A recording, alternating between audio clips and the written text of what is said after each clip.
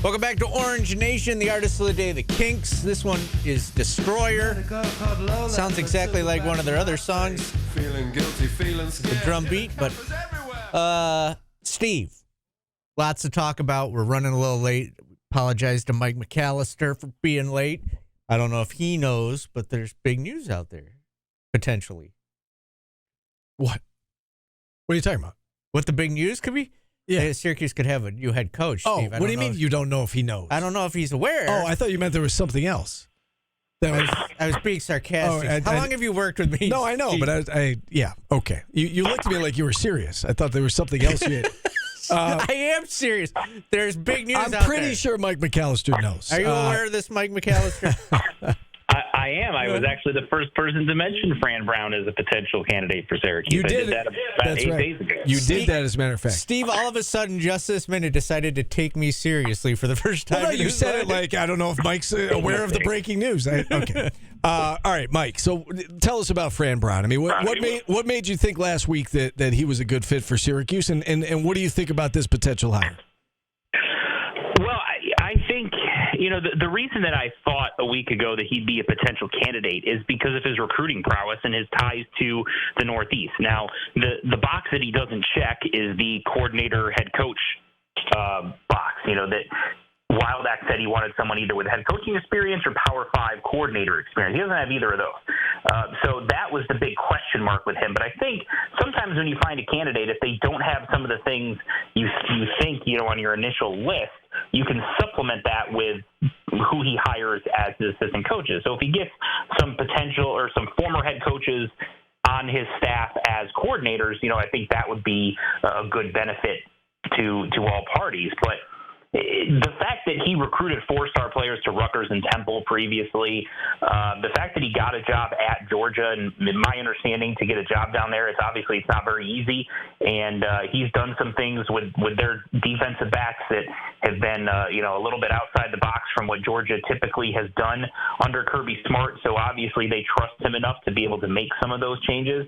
And that just kind of led me to I've heard his name in recruiting circles a ton. He's very well respected at the high school level. Coaches across the country think very highly of him. He's a hard worker. He's young. He's enthusiastic. All of those things. It just seemed to make some sense as a kind of outside-the-box potential candidate. And then, from there, it seemed to, over the last few days specifically, really start to gain some steam. What do you think gives him the leg up over some of the other names we've been hearing? Over Candle, Chesney, even Mullen. I know a lot of people were talking about it for whatever reason that didn't work out. What do you think gave Fran Brown the leg up in this, in this search? Well, I think it's a couple of things. One, he can point to his recruiting acumen, but not only at Georgia, because obviously, you go to Georgia, you're going to be able to recruit, right? I mean, I could go down to Georgia and land some 4- and 5-star prospects because, it's Georgia. It's a lot easier to recruit there than it is here. But the fact that he did a good job recruiting at both Rutgers and Temple, I thought that would appeal to Syracuse, saying, listen, this is a guy who has brought in really, really good talent at places that are somewhat comparable to what Syracuse is in terms of the college football landscape and all those types of things. And that's appealing. And then on top of that, people don't talk enough about what he is in terms of an X's and O's coach. Extremely hard worker, works really long hours, very highly motivated, strong work ethic, all of those things.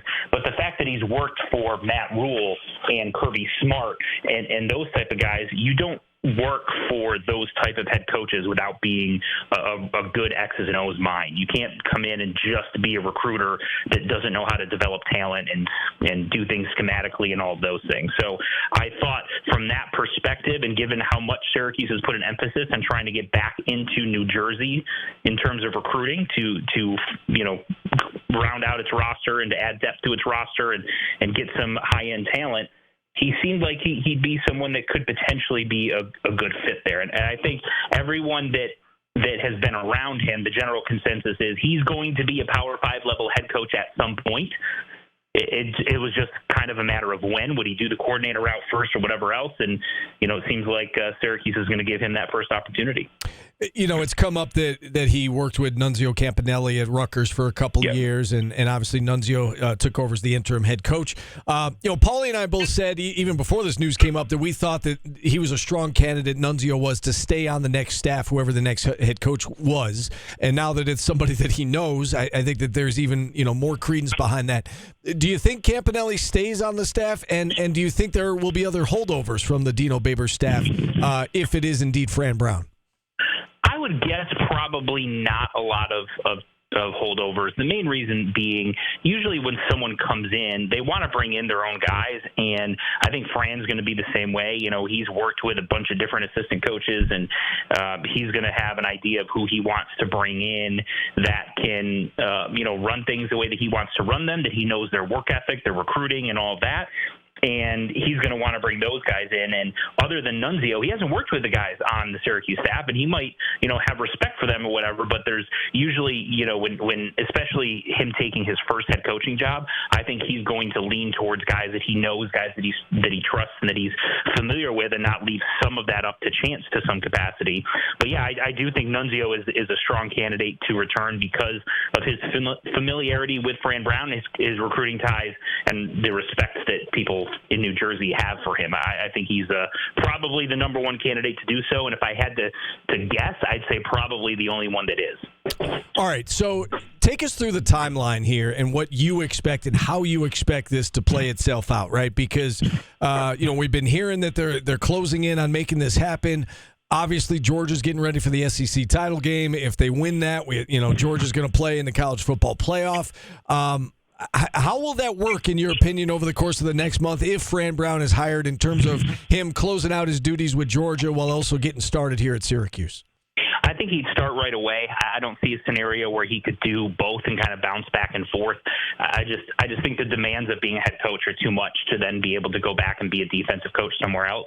I just don't see that happening. So I would think if he's going to take this job, it's kind of with the understanding that he's taking it and is leaving Georgia when that happens. As far as the time frame of things becoming officially official, I think you'll see something like someone, a Pete Thamel or a Brett McMurphy or somebody like that, or perhaps even Brent Axe reported late last night that they were finalizing a deal. Perhaps it's someone locally like him or Chris Carlson or someone like that will officially announce or they will report that the deal is done, and then sometime within a couple of hours of that, you'll see an official announcement from Syracuse Athletics saying he's our next head coach, and they'll have an official press conference, I would say probably tomorrow or perhaps Thursday, to announce it and have him meet the media and all of those things. I think at this point they're trying to finalize all of the intricacies and details of the contract, get all that hammered out, get it signed, and then go from there. And again, the important thing, try to get it done before the transfer portal opens, which is next Monday. We'll find out Sunday afternoon, when, where, and who Syracuse will be playing in a bowl game. Do you have any gut feeling about where they're going or who they might play? I think the number one spot for me is the Fenway Bowl. I think that's a spot where they could end up being, Northeast school and all of that. I think it would be attractive for the Fenway Bowl. I know there's been some other ones. There's Armed Forces Bowl, I think, is another one I've heard bantered about. But I think ultimately the Fenway Bowl is going to be the spot that I would pick if I had to bet on it. As far as opponents go, I've kind of had this weird feeling that if Navy beats Army on Saturday, that Navy could end up being the opponent in that game. Now, I know that, the Armed Forces Bowl or some of those other military tie-ins may want to have something to say about it, but I just have a weird feeling that it could end up being Syracuse versus Navy, and the other conference tie-in to the Fenway Bowl is the American Athletic Conference, so a couple of other options would be Rice or South Florida, but I think ultimately, I don't know that Rice is really much of a draw, but I think Syracuse versus Navy could have some appeal to it. Mike, how will they handle the coaching of the bowl game? Because I'm assuming the Syracuse staff is currently looking for jobs, right? Is it going to be the new staff? Is it going to be the old staff? How do you think they'll handle the coaching of the bowl game? It's It's a great question. I would say that it would probably be the current staff. And now, of course, if they end up getting new jobs between now and then, they'll shuffle duties around and they'll figure it out and make it work. But ultimately, I think it'll probably be similar to what we saw against Wake Forest with Nunzio as the interim and everyone else kind of sticking in their roles. And, whoever is still on staff at that point, because I'm not sure, when you start practicing and all of that you'll have your new staff in place, and then it's kind of awkward. Like, do you coach them on the old system that you don't really know, or do you try to install a new system for your bowl? It's kind of a weird situation. So I guess they'll figure it out and make it work with as much of the previous staff as is still around at that point. Yeah, it's going to be interesting to see who's still around. Yeah, right. For players as well, players and coaches, and it is interesting. Mike, as always, appreciate the time. Great stuff. I'm sure you'll stay on top of it, and we'll talk again soon. Thanks, guys. Appreciate it. All right, Mike McAllister, publisher of AllSyracuse.com. With that, we'll hit our final timeout here in hour number 1. We will wrap up hour number 1 next on ESPN Radio.